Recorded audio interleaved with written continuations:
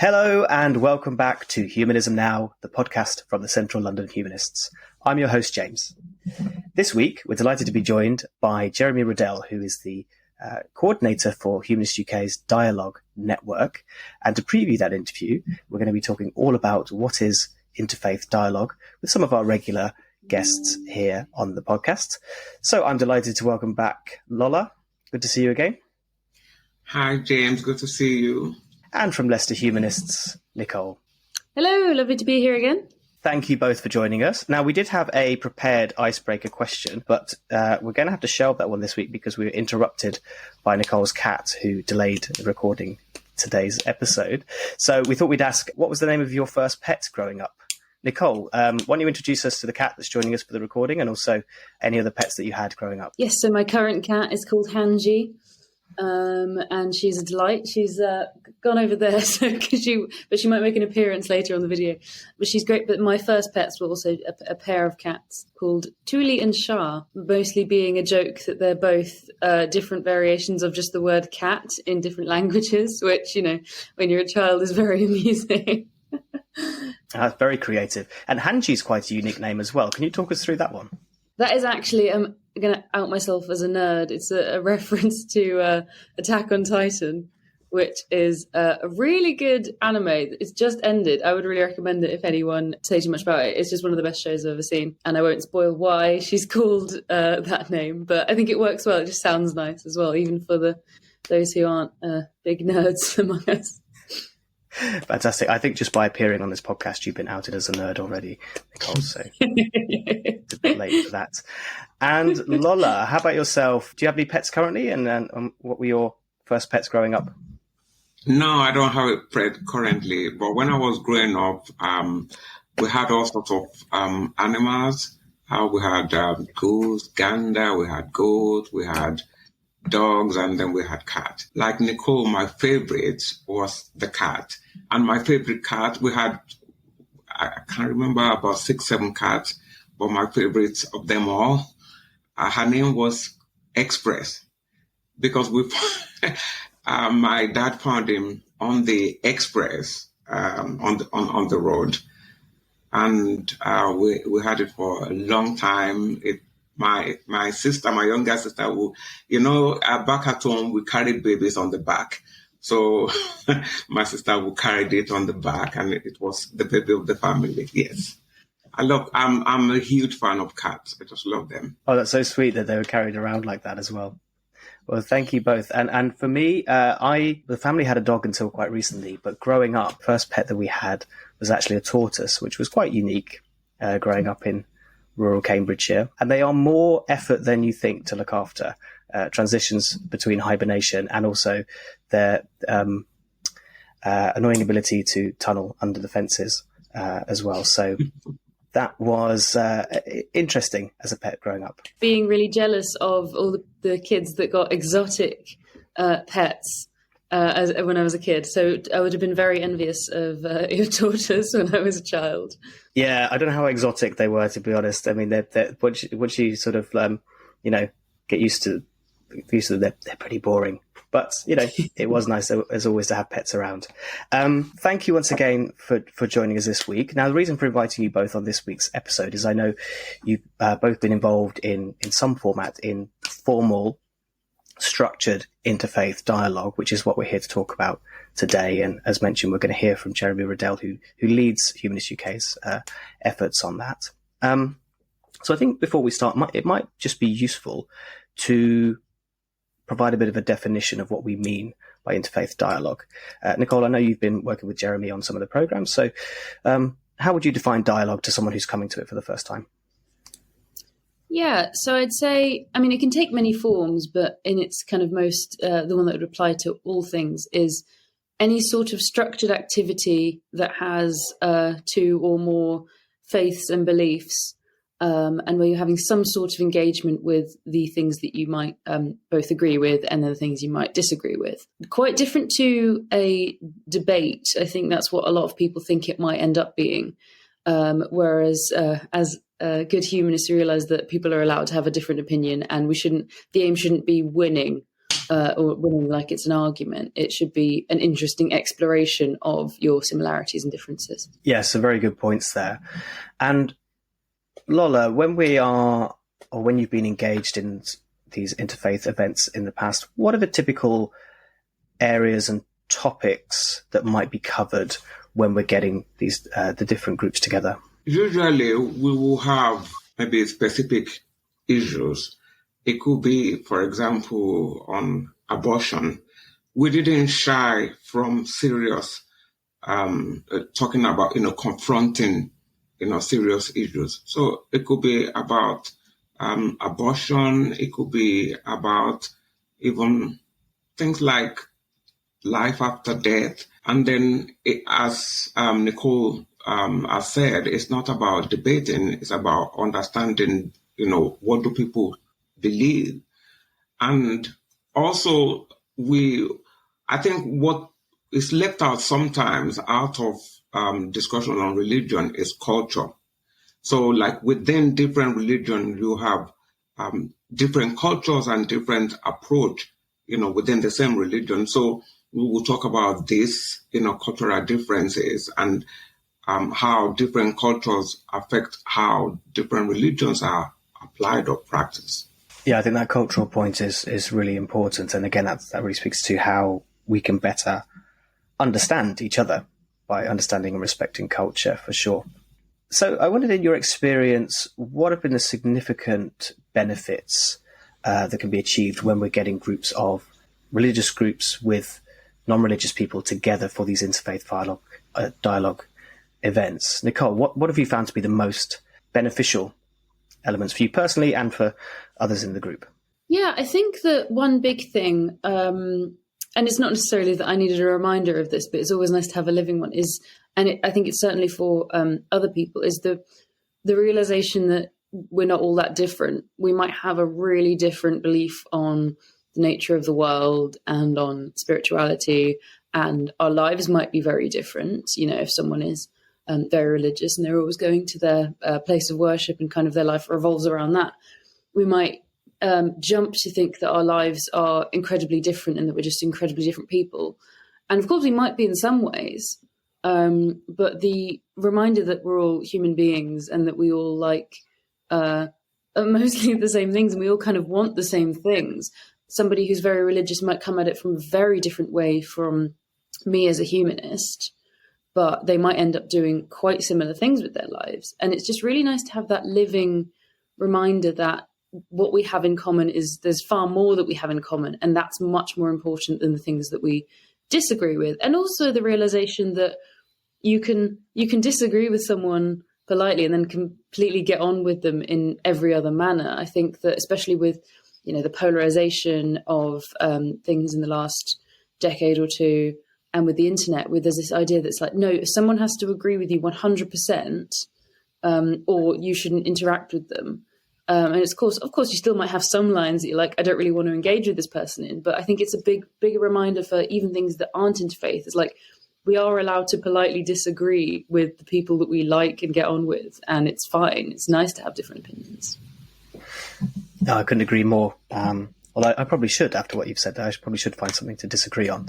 But unfortunately, I do agree with that point 100%. Yeah, that it's really, understanding that you can have different alliances, agree on some points, disagree in other areas, and that is an antidote to tribalism, isn't it? Really. So and in your experience, Lola, what have you found to be most beneficial? I think one thing I learned when I came to the UK, one of the things that you hear is, British people are very polite. Therefore, they don't like to talk about politics and religion, those two things. And then it becomes a very sensitive thing. And then it becomes, a no-go area, and it puts barrier between people. I'm very much British in whatever that means, how I feel. I feel British enough. I'm Nigerian enough. And the Nigerian, part of me pushes that, pushes me to want to go into that, no-go area. That, it's not that sensitive.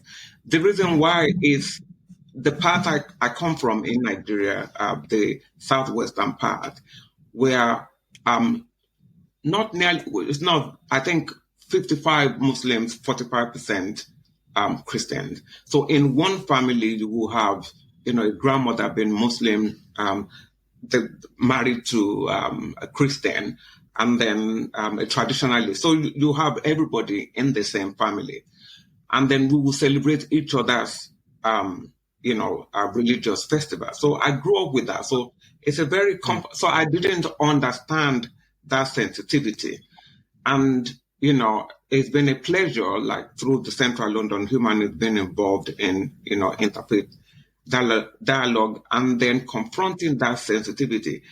And what you find, the thing is, religion, or, if you're not religious, whatever you believe, defines you a lot. So, and we are living together in one country, in one, in one community. How are we not going to talk about what defines us? Because what defines us influence, our policies, how we think about policies, how we think about different issues. We live together, we work together. And thankfully, we are even, we are in relationship, romantic, family relationship with each other. We live together. How are we not going to talk about these things? And that is the beauty of interfaith. Talking about it doesn't mean that, and as Nicole says, it's not about debate. It's about understanding each other. It's about sharing with each other. And sometimes in dialogues, you can confront difficult issues and see, how do we find common ways of moving on? Yeah, I think that's a really fascinating point. Almost by making these topics taboo to talk about, makes them more difficult in the long run. And we need to lean into, just as you say, being able to at least address our differences, talk about them. Doesn't have to engage in debate, but we have to create the forums where we can respectfully engage and disagree, in order to learn and to live together. So, no, thank you for that. And I'm wondering, based on that, with your personal experience being involved in interfaith dialogue, is there anything that stood out for you as potentially something that's either particularly challenging or an area where you really took away a great deal of learning and maybe challenged your assumptions? Let's put it that way. Lola, is there anything for you from being involved, as you say, through the London Humanist group, where you felt like you were able to gain a new insight? Okay, in terms of insight, that one is a difficult thing, because the reason why is I still, even though I'm no longer religious, I'm still very much interested in religion, learning about religion. So I still read about religion. I still listen to, discussions around religion, lessons about religion, because I still want to understand, I want to understand humanity, how we think. So, but I'm just going to talk about one experience that I had when we were doing the dialogue with Muslims. It was between Central London Humanist members and Muslims. And we went to this place in North London, to this beautiful mosque in North London. And we ate together. We spent the whole day there. And they knew who we are, who we were, that we were non-believers. And it was just, it was almost like I was in a pilgrimage of a kind. The building was beautiful, the architecture and then the art there and everything. It was so, it's been over 10 years. I can't remember exactly when it happened, but I still remember it. And sometimes when I'm in the bus passing by, it brings me, lovely memories. And what that means is when we talk, we connect on an emotional level as well.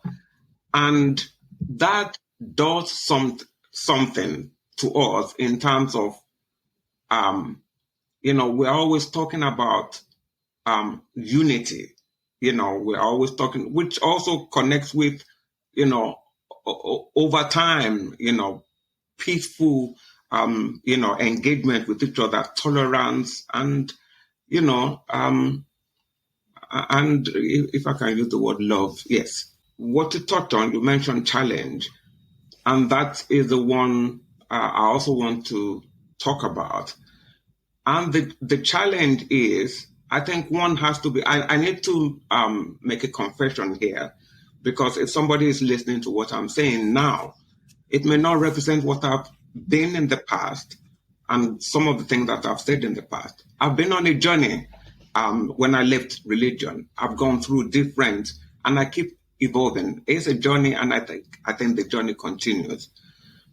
I think where I am growing into now is this conversation with everyone in terms of religious beliefs.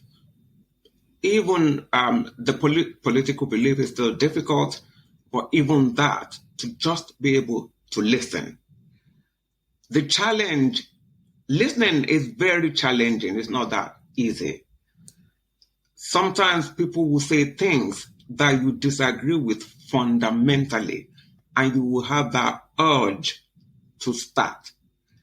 And then, one has to go into dialogue knowing that nobody believes something, nobody holds a view and will talk about it if they don't really think it is true. So you start with that, and then it is not, and then the urge not to want to convert somebody to your view. I think as humanists, one of the things that we promote is reasoning over emotions. And beliefs can be emotional.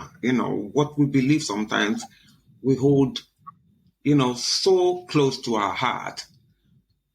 So when you are going into dialogue, you have to manage your emotions and feelings, and not to allow the urge to take over, and you want to just say, actually, it's very, very tempting. It is still a struggle. I'm not going to lie. It is still a struggle, but I think I'm maturing on that journey, and I'm it's something that I will always be mindful of. No, thank you, Lola. No, so much wisdom in there as well. I think there's always more to learn, and there's always something that can be gained by these conversations, and we're all on a journey, whether we like to acknowledge it or not. Nicole, for you, what's anything that stands out as either particularly challenging or an insight that you've gleaned? Yeah, I think that the main thing that there's actually so many now that I think of it. One big thing is that when you meet someone of a specific religion or faith, it's very easy to assume that their beliefs are monolithic with other Christians or Muslims or whatever it is that you might have met. And even within different religious sects or things like that and denominations. But it's the realization that that's not really true. And some people might have some beliefs within that I would have thought would clash with their main religion or their main belief, but they clearly, or at least they've interpreted it to not. Or they might directly say like, oh no, I don't believe in this thing that all Christians or whatever it is believe. And I think that's been a really interesting thing of how people make kind of religion their own and what they do genuinely believe. And it's a good lesson when you're not even doing interfaith dialogue, then from that is just not, someone might say, I'm a blah or I believe blah. Don't assume what that all means. You can ask them and find out, like, okay, what do you mean by that? And then that can also help from extending from that, dismantling quite like harmful and horrible ideas, not related to interfaith. But if someone says, oh, I'm this, then you if you really get to grips and understand where they're coming from and why they believe that and what they actually believe, then you can start talking to them about it. Whereas if you just assume something, then you won't have any meaningful engagement. And I suppose that leads me on to, we were talking about kind of challenges and things that are difficult. In some scenarios, it is quite difficult if you do come across someone who does say something that is a bit unpleasant. In any scenario, you might have someone that has a very different opinion to you in something that we fundamentally disagree with. But I think, like Lola was saying, kind of trying to take the emotion out of it and try and really understand where they've got there and what it means to them. And maybe sometimes it won't be that productive, but we can only work on ourselves and what we believe and how we react to that, rather than immediately jumping to absolute anger if someone says something that we very emotionally disagree with. Really try to go without any assumptions of what someone might believe, and also defining your terms, making sure that if someone is using a term, that you both have a shared understanding of what is meant, because that's often how people end up talking past each other. Yes, and finally, avoiding an emotive response. And it comes back, I think, to what Lola was saying, really, truly listening to where the person is coming from, listening to the points and then countering the point, rather than perhaps responding to the emotional reaction that point might make. And I guess just finally, before we move on to the interview with Jeremy, what tips would you have to anyone looking to start or structure a dialogue, really on any topic? Doesn't have to be interfaith. Perhaps it could be on politics or another sensitive issue.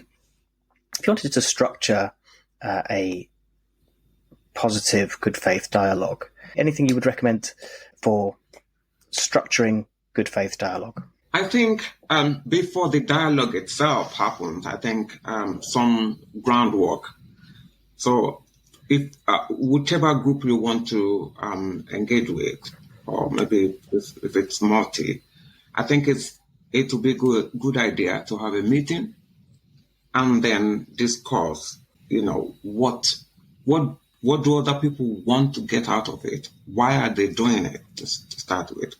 What do they want to get out of it? And then to have a kind of maybe formal or informal. It depends on if you want to have an ongoing forum. You may want to agree on certain, maybe conduct. So a lot of things have to be agreed upon before you start. And then to have a moderator, someone who will be sensitive, and anyone who will be involved should agree to, I can be pulled, over, because we're all human beings, we have certain tendencies, our emotions are still, very much part of us. So that if someone is going beyond what we've agreed to, or it's behaving in any particular way, to just so that we have a moderator. So it's different things put in place, moderator. Also, if we are going to have an event, to discuss ahead, to be specific, what do we want to discuss, so that everybody, they think about, what they are going to talk about.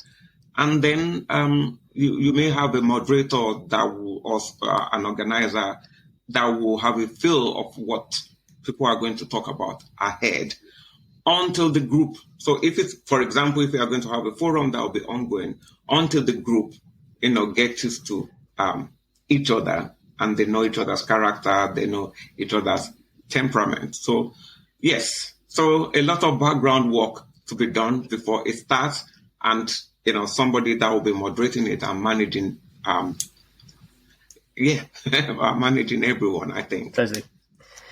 Yeah, no, very good point. I think that, again, that's possibly something that's lost in the modern way in which we go about engaging in these debates, is that people kind of lunge in to respond to something they've seen online, but doing that groundwork, but also being aware of your boundaries, I think is really important, so that you can go in, not concerned that one of those lines is going to be crossed, or at least knowing that someone will step in if they are. Nicole, anything you'd add?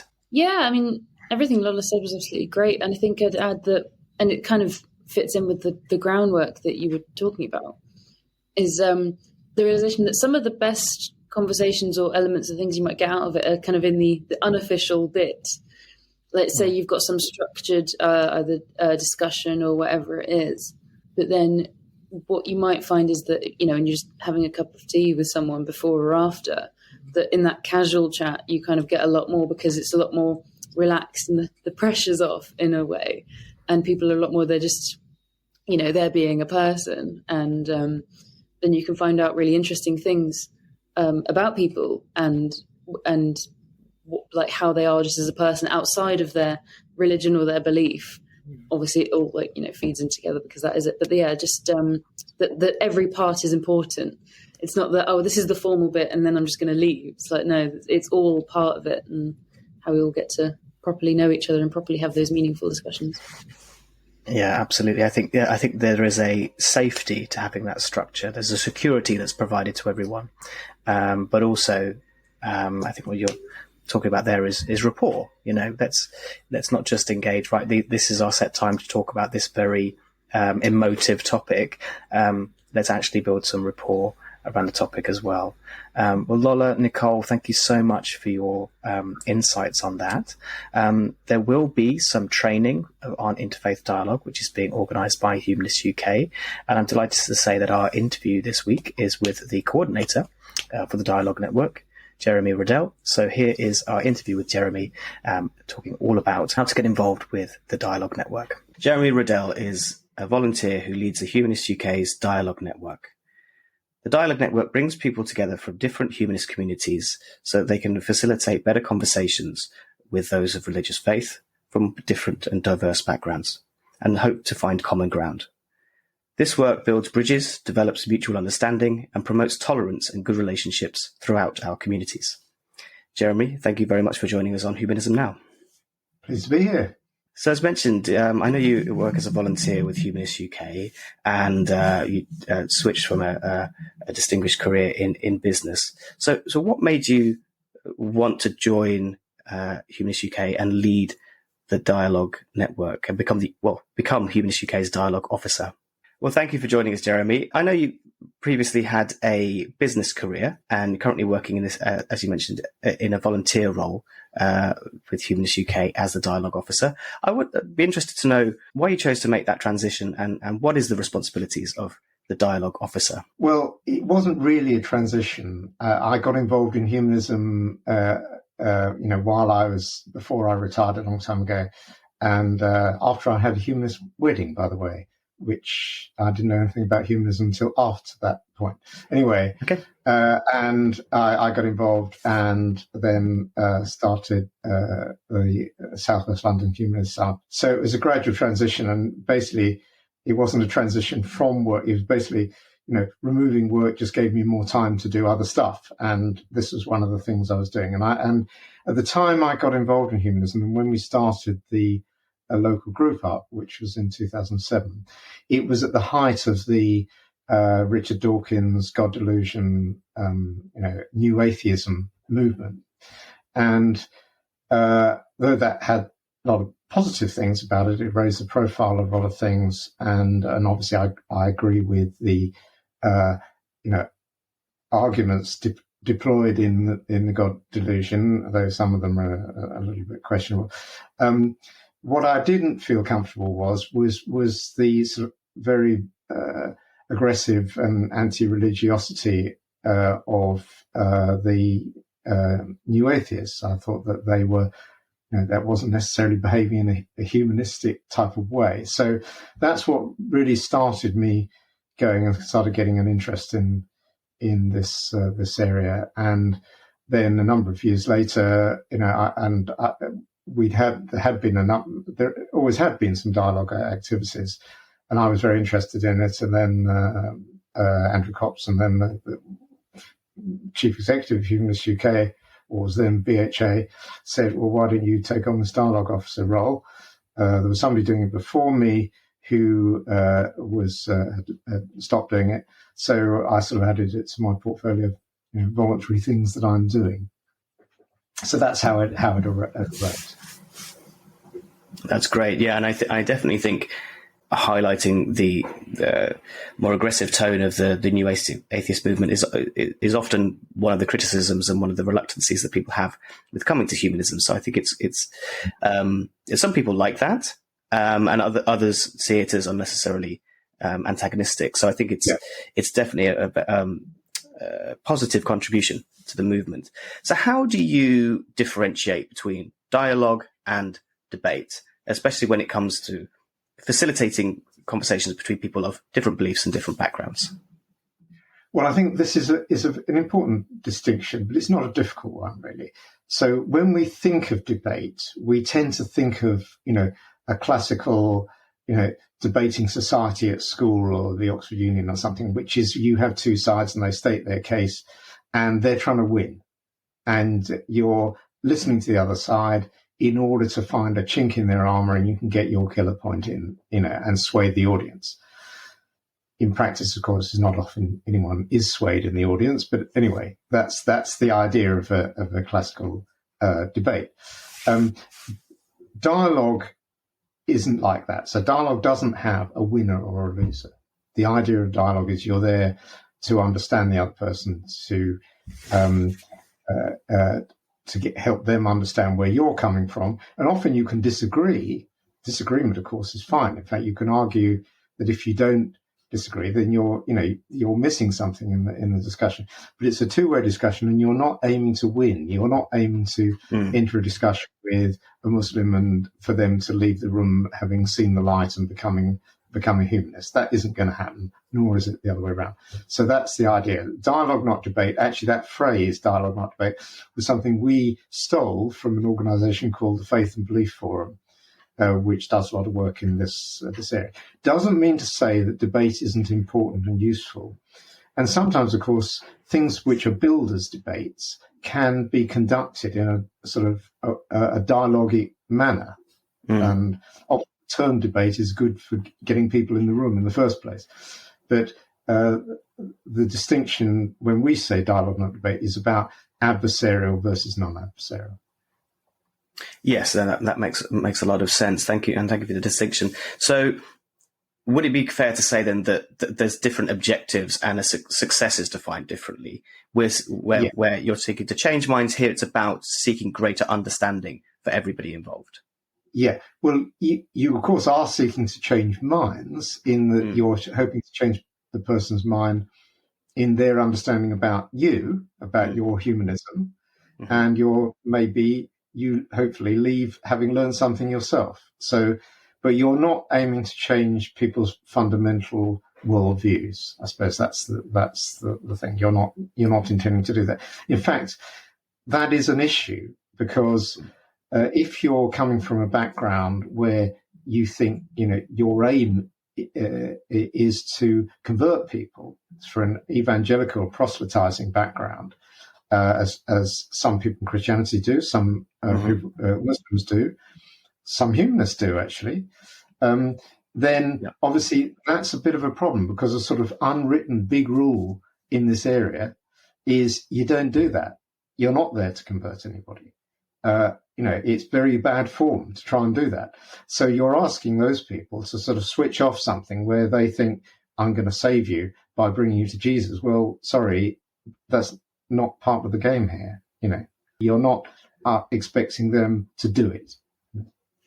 Yes, and I imagine it's very important to set those ground rules early on, that everybody enters with an understanding of what we're aiming to achieve, and I guess some shared common boundaries and areas of respect. Yeah. And it's not difficult. Most people have that understanding anyway. It's not a difficult thing, but it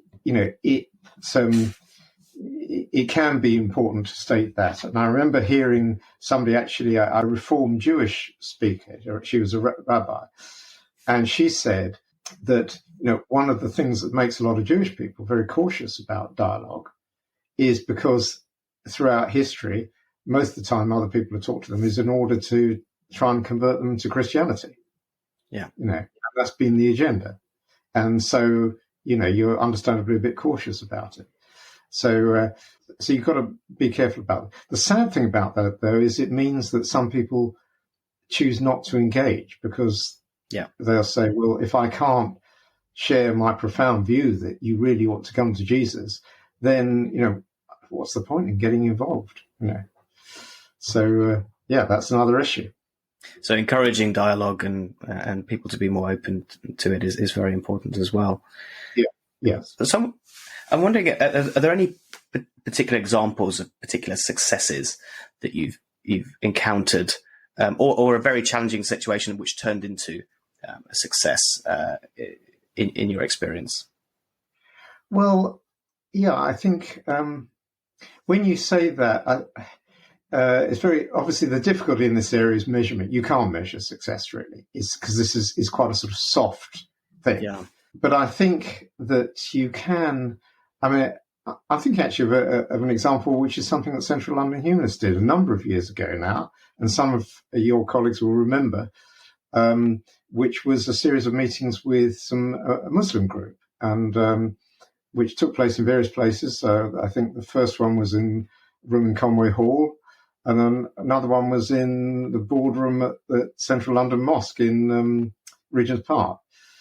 And that was interesting because we did because you get to know people over a series of meetings, and you've eaten with them. But that was one of the things that came out of that. Food is very important in building relationship. You could get under the surface of things and understand people. And I thought that was, obviously we disagreed on the fundamentals, but that was a successful thing. I think where things are difficult, I always find saying no very difficult. And we have had to say no a few times, because sometimes you've got to be a little bit careful that people don't try and exploit you. We have had a couple of cases where people have invited Humanists UK to be involved in dialogue work, where when you look at their background, it was quite clear that they were extremely hardline and were not in the business of listening to anybody at all, but would have benefited from the fact that, we're actually really very open people, and look, we've even had these humanists on one of our panels. Right. And you've got to be a bit cautious about that. Sincerity is very important in this area, and if you think somebody's insincere, then that's a red line. I think, and you also sometimes it's quite rare, but as we've implied in this conversation, there's a spectrum of views among humanists in this area.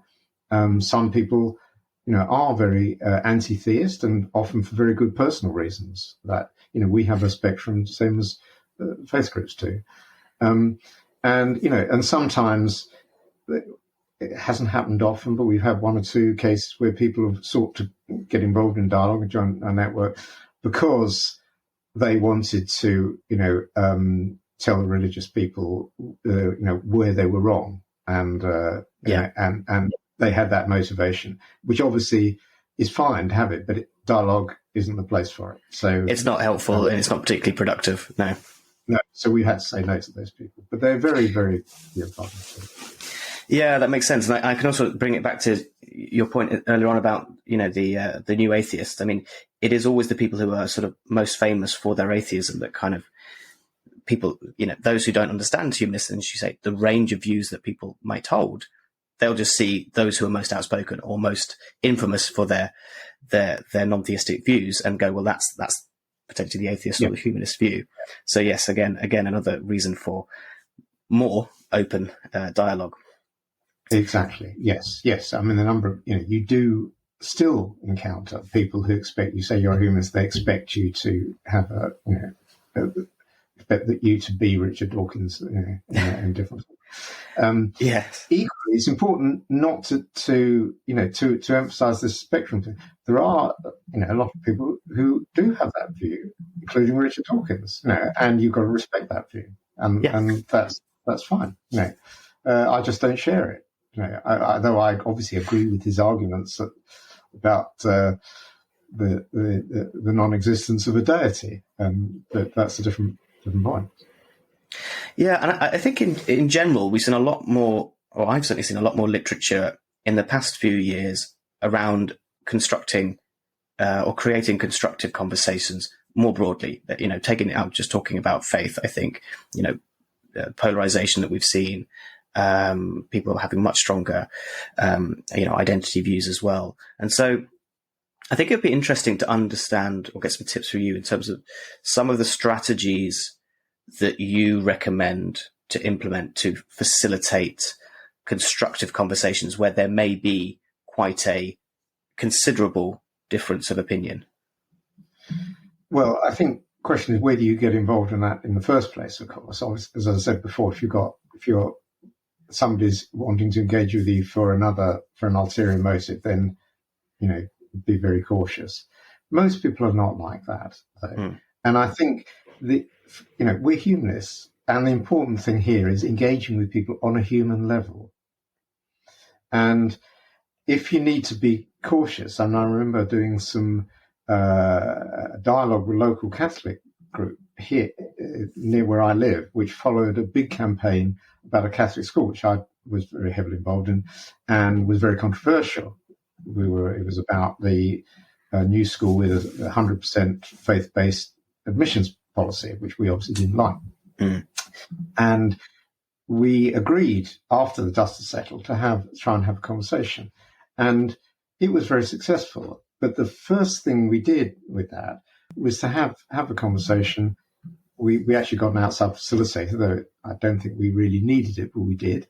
But it started off by people just talking about their personal lives, about their family or what they did.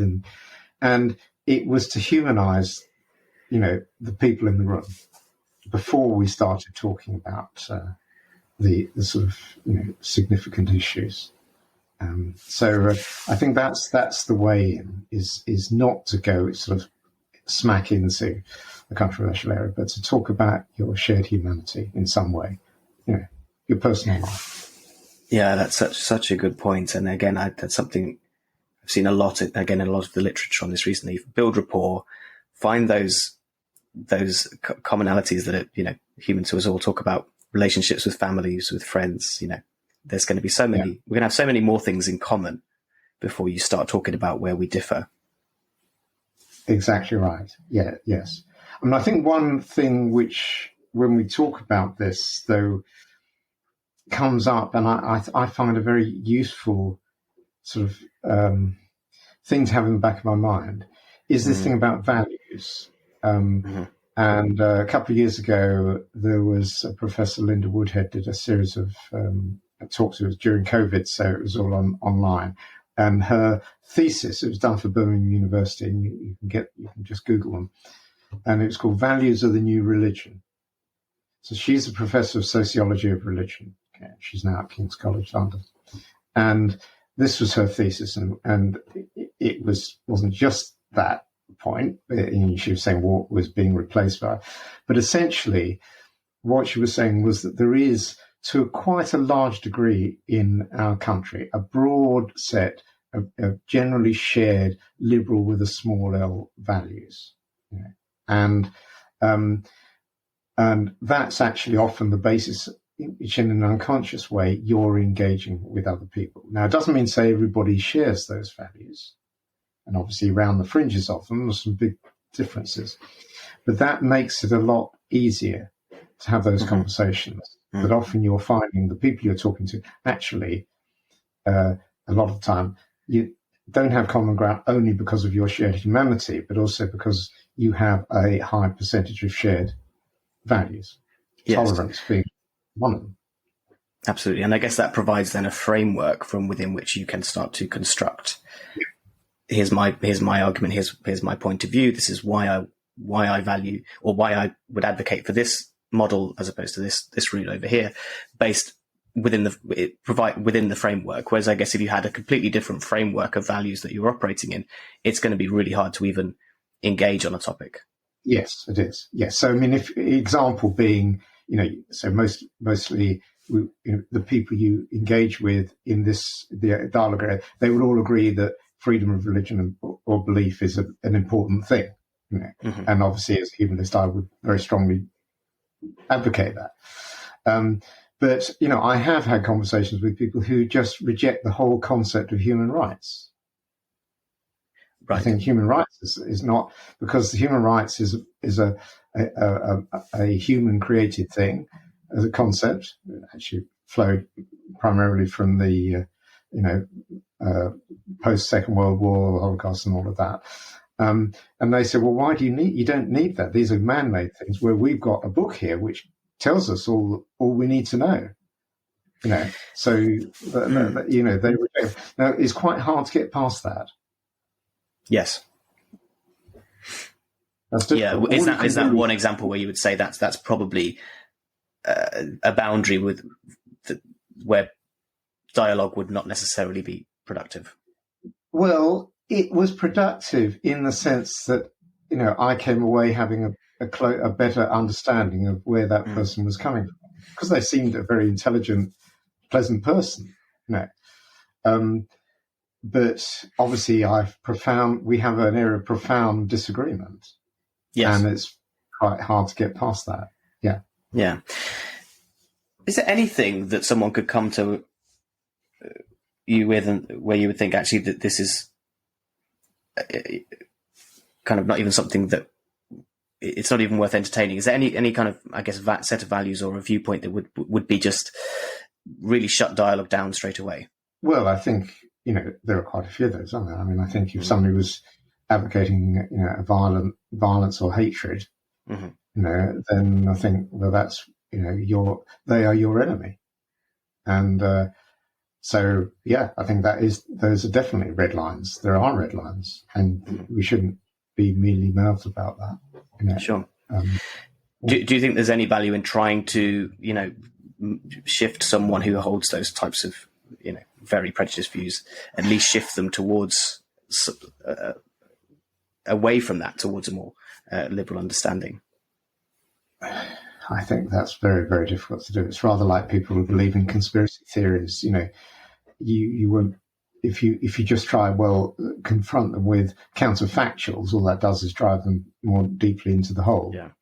I think all you can do in those cases is to engage at a human level, and just say, well, can you tell me about your family, or what you do for a living, or where you like to go on holiday, or something like that, and really just say, well, okay, perhaps you both leave having thought, well, okay, we have a profound disagreement here, but I recognize that person as a fellow human being, and they may, in that sense, not be a horrible person. They may just have views I profoundly disagree with. Yes. So that's about as far as you can go. Yeah. And for them, you hope it's maybe the first crack in quite a hard line belief set that may eventually lead to a long-term change of mind. Exactly. Because it's much easier to sustain a hatred or a view that leads to hatred by dehumanizing the other person. Yes. The other view. Yes. And that's very hard to deny when you are confronted with a real person that you can see all your human instincts are telling you, well, this person is not an unreasonable person, and they're not trying to kill me. So I think that's why I think contact, and there's been a lot of research on it, is so important. That can break. Just talking to people, it doesn't really matter what you talk about in a way. That on its own, particularly in difficult times, like obviously we're in a period where there's a lot of tension at the moment. Yeah. Is really, really important, and that can go a long way just because we're human. Absolutely. It does seem to be the bedrock of breaking down, as you say, hatreds, which dehumanizing is really the same thing. And if you can force someone to humanize their enemy, that then becomes very difficult to rationalize the hatred going forward. So it's certainly the bedrock. Yeah. Obviously, sorry, you can't be naive about that. If that person is an enemy and they are trying to destroy everything you value, then you have to fight that. I think we shouldn't be naive about that. But there's also the question then how you fight. And there are a lot of people doing good work in this area, even in conflict areas. Just this morning I saw tweet from a Palestinian Jewish group in Israel-Palestine who are trying to do that, you think, well, okay, those are brave people. But even in that tough situation, but of course, unfortunately, the current situation, nobody's listening to them. But Yeah, no, there are some very good examples I saw as well too. Fathers from either side of the conflict who've both lost children, who've connected and are starting a support group in the same way. And I agree. I mean, we need more voices like that, and like yours, of course, as well, who are building these bridges. Just before we wrap up, I wonder if there's anything that has surprised you through having these dialogue conversations, or what has surprised you the most through engaging in more interfaith dialogue? Well, I think one of the things is once you start talking to people, you realise the huge diversity within every group. And we know about it within humanism. Actually, it's not enormous within humanism. We're quite coherent in terms of our value set, I think. We talk about the anti-theism, but when you start talking to Catholics or Muslims, you realise, gosh, there's a lot of diversity, and particularly in the case of Islam, so complicated. It's so complicated. And then that's just at the level of which groups people identify with, and then, individuals within those groups. And I found that one of the dangers is thinking, as you said right at the beginning, that the loudest voices that you see online are actually representative of, the average. There is no person who represents the average, particularly in Islam, because it's not organised. But even, Catholicism, you think, well, the Pope represents Catholicism. No, he doesn't. No. So, that's the thing I think you've learned is that people, and the more, of course, we've been successful, people of a liberal view, been successful in educating people to think for themselves, the more diversity there is. 100%. And speaking of education, I know you'll be hosting a couple of training sessions for anyone interested in joining the Dialogue Network. So what can our listeners expect if they were to sign up? What could they expect to gain from the training? Well, we do that in two stages. There's the first one, which is the ones I think you're referring to. I think the one 10th of April is one that's still got some spaces available if you go on the website. That is really just an introduction to dialogue. So it covers some of the things that we've been talking about here. It's the idea behind dialogue. It is a little bit about the sort of techniques of dialogue. Then for people who actually want to do it more seriously, get involved in it, I mean, dialogue is basically local activity because of what we said. It's about encounter, and that happens locally. We do another one, which is, it goes into it in a bit more depth into techniques and encourages people. And we have a network of people who successfully complete those two parts, which we call the Dialogue Network. And what you found from the Dialogue Network, how that's done differs enormously in different parts of the country. But we have a network, and coincidentally, we haven't done over 120 people in it now. And we have an online meeting once a quarter, and we sort of get together and talk about what's going on. So anyone's interested in this, you don't have to go that far. For a lot of people, the thinking process behind dialogue and some of the techniques are valuable in the other things they do, like people who are doing pastoral support work, school speakers, celebrants. All of these people are people who encounter people from faith backgrounds, quite often, just in the other work they're doing. And therefore, that's a useful bit of, CPD, even if you don't want to go on to actually spend more time in it as dialogue as such. Definitely. I think we can all use training and coaching on how to have better and more constructive conversations and be more empathetic and considerate to those that we're discussing with. So thank you. And we will include the links to the upcoming sessions in the show notes. So thank you very much for everything that you do with the network, Jeremy. Oh, thanks, James. Good to talk to you. And just before we go, our standard closing question, what's something that you've changed your mind on recently? Audiobooks. I was rather dismissive of audiobooks. And then somebody encouraged me and said, you should give it a go. And I sort of signed up to Audible. And it's been great. And it means I've now heard all the books I thought I should do, but I can't get around to reading, like some of the Victorian classic, Middlemarch. I listened to all, whatever it was, 37 hours of Middlemarch. And you think, bloody hell, this is actually a brilliant, brilliant book. Would I have sat down to read it? No, I wouldn't. But read by a really, really good reader, it was fantastic. And I've done lots of books like that, and highly recommend audiobooks. So that was a big change for me. Fantastic. I couldn't agree more. Yeah. Huge fan of Audible as well, mainly non-fiction, and typically, science and philosophy books will be read by the author, as well. Which I think just adds a level of engagement, when the author is reading it as well. I guess it's like a long form podcast as well, which is always nice. It is sort of, yeah. Fantastic. Well, Jeremy, thank you so much for everything. And we'll also include links to Southwest London Humanists for any of our local listeners that would like to join the local group. We're just a local group. We're quite active. We have a meeting, we do walks and have a book group and do other things, but we have a main meeting once a month, which is now mainly face-to-face, but is also available online. So it's a hybrid meeting, usually a speaker, but not always. Our last speakers were our friends from Faith to Faithless, and they did a great job on that. But we had all sorts of people. I hope we're going to hear next from somebody about humanists at risk. We have people from Samaritans. We have a religious speaker once a year.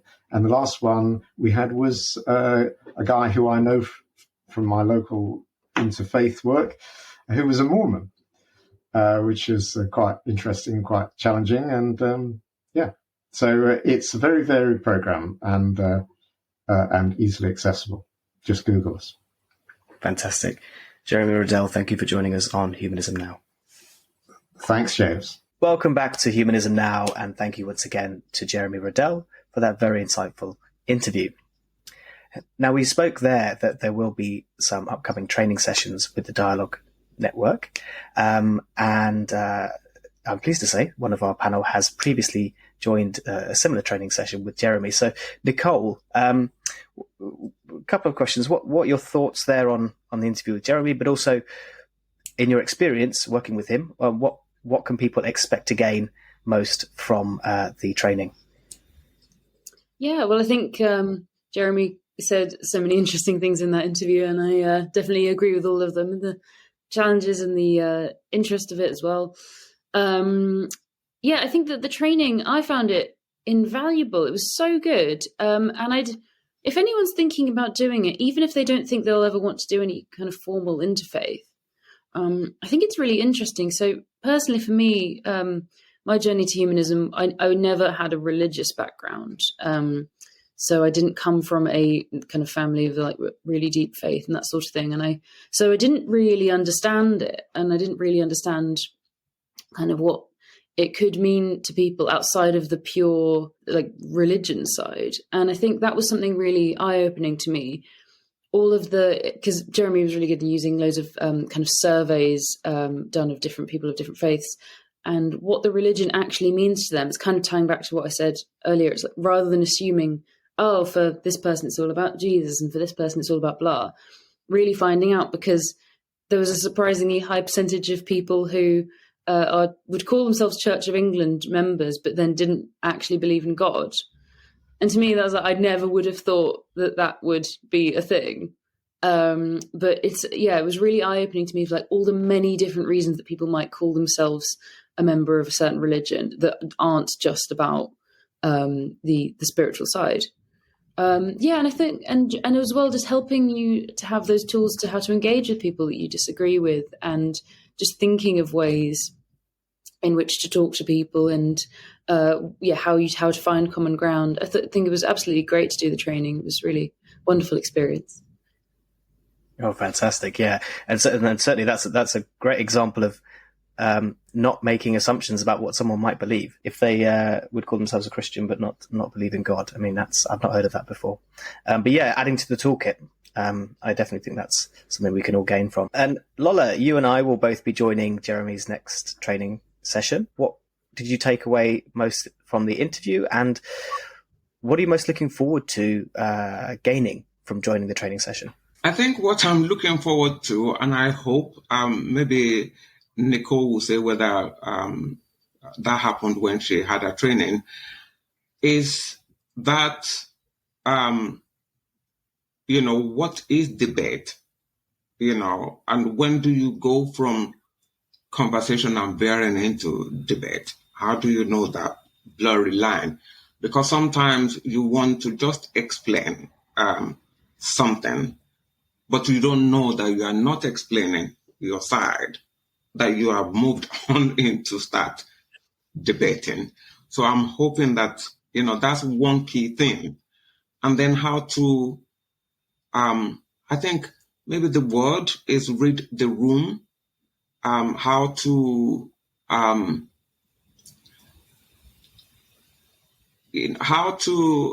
going to give an example, like when I was in Nigeria recently, and I was with I stayed most of the time with my brother, who is a pastor, and I enjoyed having these conversations with him.